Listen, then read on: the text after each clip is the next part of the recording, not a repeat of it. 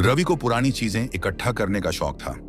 एक दिन उसे एक पुराना धूल से भरा दर्पण मिला। उसकी सुनहरी किनारी अब काली पड़ चुकी थी और कांच पर हल्के हल्के खून के धब्बे थे। उसे यह अजीब लगा, लेकिन उसने बिना कुछ सोचे समझे उसे खरीद लिया और अपने कमरे में लगा दिया। रात के अंधेरे में जब पूरा घर सो रहा था, रवि की नींद अचानक खुल गई।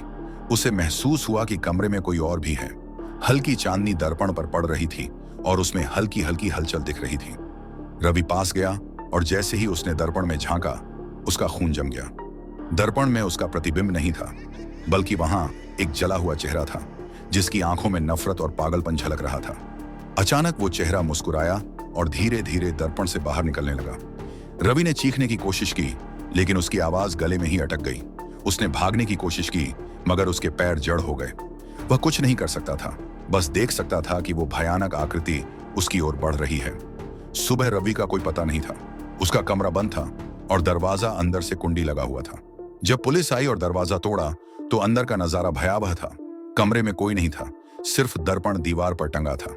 लेकिन दर्पण में अब भी एक चेहरा दिख रहा था, रवि का चेहरा, जो डर से कांप रहा था, जैसे कोई उसे अंदर खींच रहा हो। और फिर धीरे धीरे वह चेहरा गायब हो गया।